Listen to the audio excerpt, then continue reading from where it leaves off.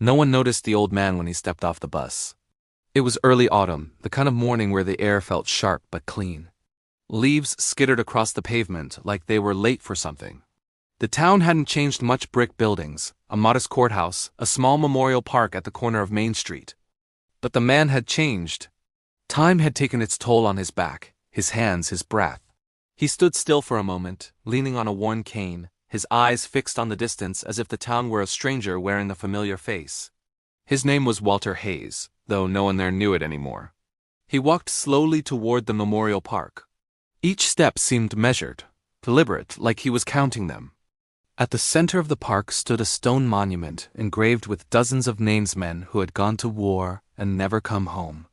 Walter reached into his coat pocket and pulled out a folded piece of paper. The edges were soft, nearly worn through.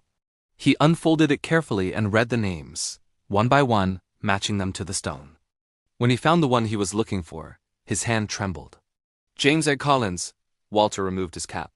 People passed by without a second glance. To them, he was just another elderly man paying respects. But to Walter, this wasn't a casual visit. It was the end of a promise he had carried for more than 60 years. He lowered himself onto a bench, breathing heavily. From his coat, he took out a small cloth bundle tied with a frayed string. He didn't open it. He simply held it, his thumb tracing the outline of something solid beneath the fabric. A young groundskeeper noticed him watching the monument for a long time and finally approached. "Sir, are you okay?" the man asked gently. Walter looked up, his eyes pale but sharp. "I will be," he said. "Just took me a while to get here." The groundskeeper smiled politely and nodded. "Take your time." Walter waited until he was alone again. Then, slowly, he stood and walked closer to the monument. He untied the cloth. Inside was a military medal, dulled by age but unmistakable. Walter pressed his palm against the stone beneath James Collins' name. His voice, barely above a whisper, finally broke the silence. "I told you I'd bring it home. 62 years earlier, they were just boys when they landed overseas. Barely trained, barely ready. James Collins was always joking, always smiling, even when fear clung to them like mud. You watch," James had said one night in a foxhole. "When this is over, I'm going to open a garage back home, fix cars. Live normal." Walter had laughed. Normal sounds overrated. Then the fighting came harder than anyone expected. The day James earned the medal was the day everything went wrong.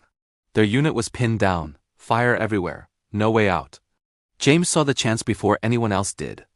He ran not away, but toward the danger-drawing fire so the others could escape. Walter watched him fall. He reached James just in time to hear his last words. "Don't let them forget," James whispered. "Promise me." Walter promised. But war doesn't end cleanly. Paperwork was lost. Records misplaced. The medal meant for James was mistakenly issued to Walter weeks later. He tried to correct it. He tried again, and again. Then the war ended, and everyone wanted to move on. Everyone except Walter. He kept the medal. Not as a prize, as a burden. Every year he meant to return it. Life interfered: marriage, children, bills, funerals of his own. And with every passing year, the shame grew heavier. How do you explain, after decades, that a hero was forgotten? So Walter stayed silent. Back in the park, Walter placed the medal gently at the base of the stone. His knees gave out, and he sat heavily on the ground. A woman walking her dog stopped, concerned. "Sir, should I call someone?" Walter smiled faintly. "No, ma'am." "I've already called everyone I needed to." Minutes later, the groundskeeper returned with a local historian who had noticed the medal. "This belonged to Collins?" the historian asked quietly. Walter nodded. It always did. The story spread faster than anyone expected. Within days, the town held a small ceremony. Flags, folding chairs.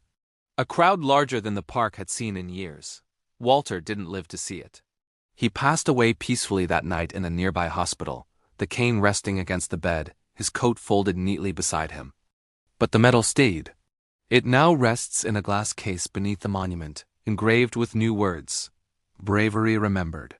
Honor restored. And for the first time in 62 years, Walter Hayes finally kept his promise. Thank you for watching. If this story moved you, please consider sharing it and subscribing for more content that honors the quiet heroes among us.